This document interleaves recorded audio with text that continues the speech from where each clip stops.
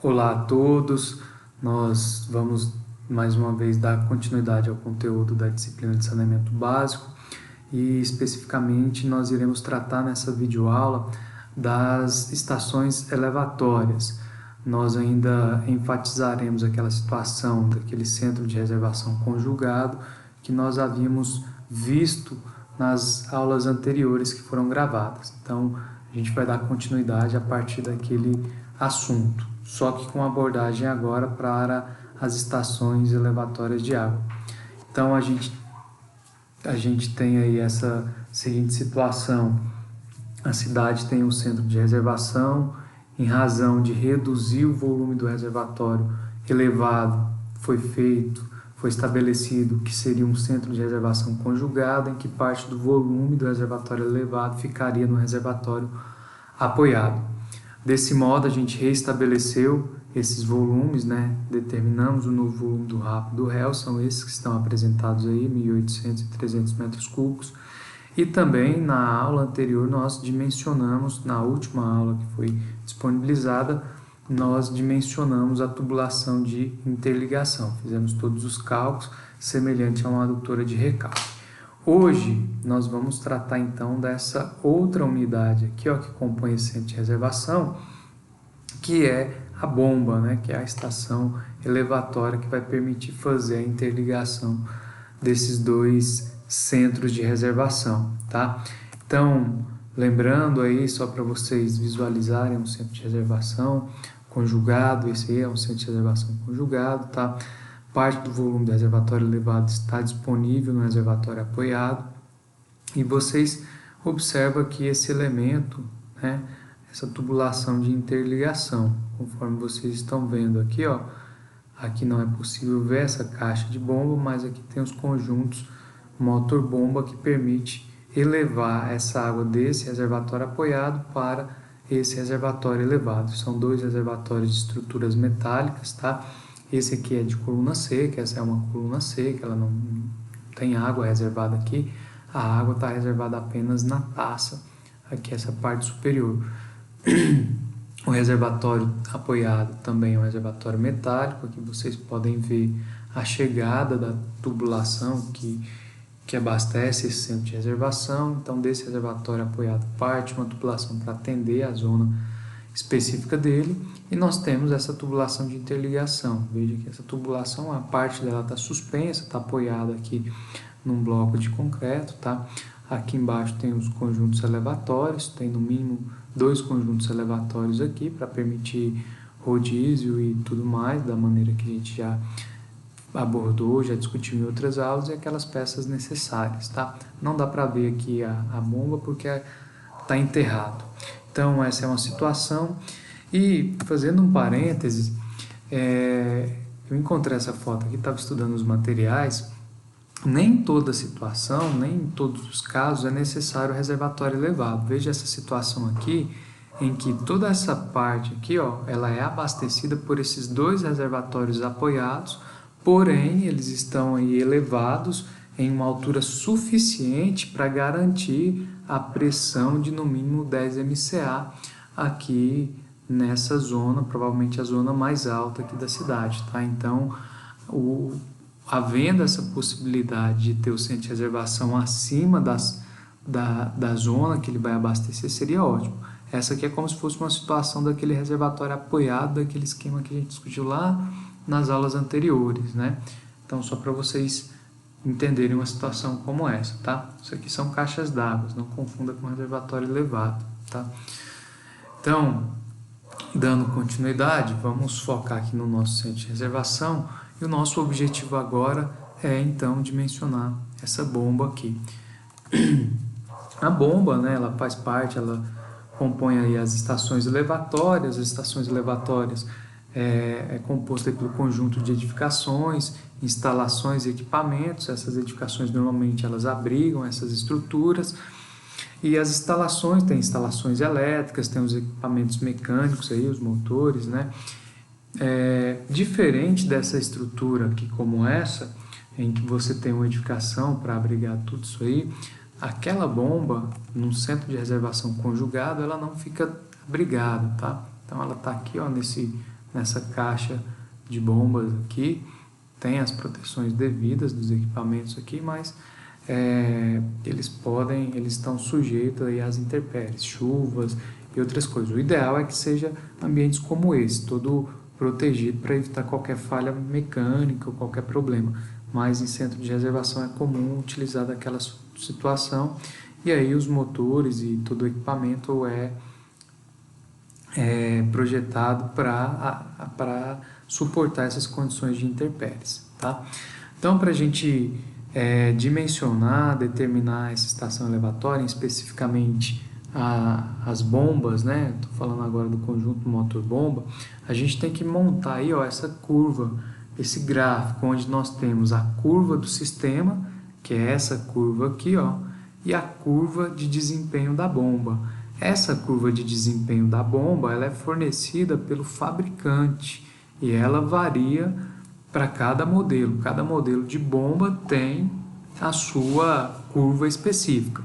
O que são essas curvas? São curvas que relacionam a vazão, né, com a altura manométrica. Veja que a curva da bomba, à medida que aumenta-se a vazão recalcada, o que acontece? A bomba diminui a capacidade de elevação, capacidade de carga. Então, aumentou a vazão, a bomba vai diminuir a altura manométrica que a água vai alcançar, tá certo? Em contrapartida, a curva do sistema, ela tem uma concavidade diferente. Por quê? No sistema, à medida que a vazão for aumentando, o que vai acontecer com a altura manométrica? Vai aumentar. Porque se aumentou a vazão, vai aumentar as perdas de carga. Consequentemente, aqui nós teremos uma perda de carga maior, lembrando que a altura manométrica é o somatório da altura geométrica mais as perdas de carga, tá? Então, no sistema, à medida que a vazão aumenta, a altura manométrica também aumenta, tá? Na curva da bomba, aumentou a vazão, diminui-se a altura manométrica, porque a gente está tratando da eficiência da bomba, tá? Então, nós vamos hoje, nesse momento, montar a curva do sistema para aquela situação daquele centro de reservação conjugado. O que é essa curva do sistema? É essa curva que relaciona vazão com a altura manométrica. Então, nós teremos diferentes vazões e para cada uma dessas vazões nós iremos determinar a respectiva carga hidráulica, a respectiva altura manométrica, tá? Então, nós vamos partir daquele dimensionamento em que nós determinamos qual seria o diâmetro ótimo da tubulação de tomada d'água. Então, nós vamos aqui, ó, voltar para aquela tabela que vocês já viram, em que nós dimensionamos a tubulação de interligação, lembrando os parâmetros dela.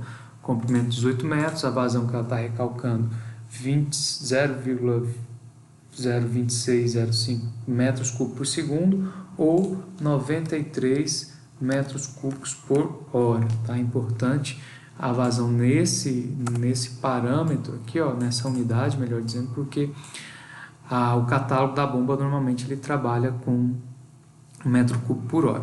E aí nós fizemos os cálculos econométricos e definimos que o diâmetro escolhido, o diâmetro econômico para essa situação é o diâmetro de 250 milímetros. Foi ele que deu o menor custo total.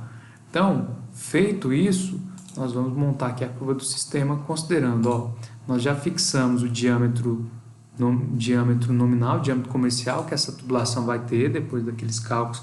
Ele foi fixado em 250 milímetros. Nós sabemos que o seio que foi adotado é de 130 e que o comprimento dele é de 18 metros. E também lá daquela outra tabela, nós temos que para a vazão de 26,05 litros por segundo, nós temos esses parâmetros de perda de carga contínua, velocidade, perda de carga localizada e altura geométrica e a altura manométrica. Eu vou inserir aqui, ó, uma outra coluna para a gente ver essas vazões aqui, ó, em metros cúbicos por hora. Como é que eu transformo metro cúbico por segundo para metro cúbico por hora? Basta multiplicar por 3.600, a quantidade de segundos que tem em uma hora. Então, essa vazão aí, ó, em metros cúbicos por hora é de 93. Então, o que nós vamos fazer? Nós vamos variar essas vazões e vamos verificar como é que altera-se a altura manométrica, a carga hidráulica aqui do sistema. Então, para isso, como eu vou variar para as vazões, tanto para cima quanto para baixo, eu vou colocar esse valor aqui, ó, e vou então variar. Eu vou querer testar aqui para uma vazão de 0 metros cúbicos por hora, vou testar para uma vazão de 50 metros cúbicos por hora, vou testar também para uma vazão intermediária aqui de 70 metros cúbicos por hora, 93, 110 e uma aqui final de 150 para a gente ver como é que vai comportar essa carga hidráulica. Bom, como é que eu tenho que fazer então para achar essas vazões aqui em metros cúbicos por segundo? Basta pegar esse valor e fazer o processo contrário, dividir por 3.600, bem simples. Então aqui são as vazões em metros cúbicos por segundo.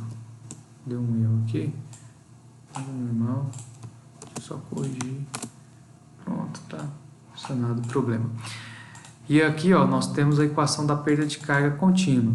Você já conhece essa equação, é a equação de Hazen-Williams. Não vou entrar em detalhes porque aqui já está tudo pronto, né? Já está tudo feito, é só você inserir a equação aqui no Excel, vocês sabem fazer isso muito bem. Já que a equação está pronta, eu só vou arrastar aqui, ó, e já tenho as perdas de carga para essas novas vazões, certo? É óbvio que para uma vazão zero, não está passando água, não tem perda de carga. Velocidade da mesma maneira, nós determinamos aqui a velocidade usando a equação da continuidade.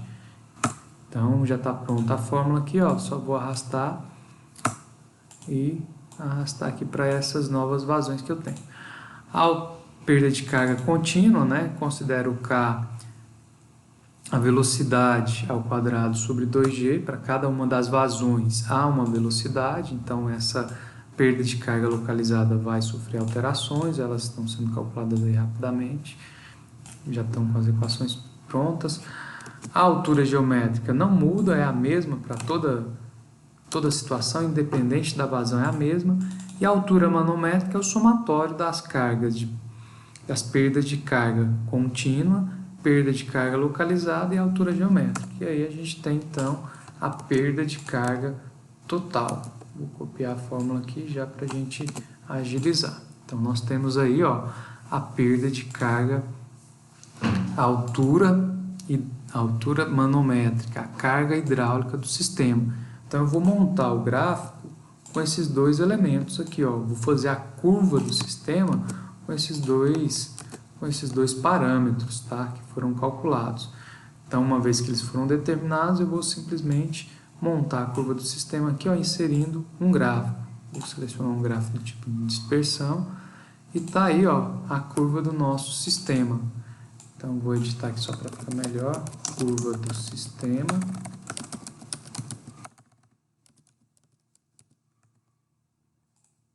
Tem um botão errado aqui. Para ficar melhor, eu vou colocar um layout aqui mais interessante para a gente. Esse layout não ficou bom, não. Aqui tá bom. Vou tirar aqui. Aqui, lembrando, eixo Y é a altura manométrica em metros, né? A carga hidráulica do sistema. E aqui no eixo X nós temos a vazão. Um dado muito importante que nós temos que ter, ó, é que esses parâmetros aqui, ó, correspondem ao ponto operacional do sistema, tá? Então esse ponto aqui, ó, é o terceiro aqui, ó, ele é o ponto, ele corresponde ao ponto operacional do sistema. Essa curva foi montada com diferentes vazões, mas espera-se que esse sistema opere nessas condições, com a vazão em torno de 94 e uma altura manométrica em torno de 13,11, certo? A partir dessa curva do sistema, a gente vai então montar a curva, cruzar com a curva de operação da bomba. Na próxima aula eu explico para vocês como a gente escolhe a bomba a partir desse ponto operacional e como a gente pega e monta a curva de desempenho do sistema, tá?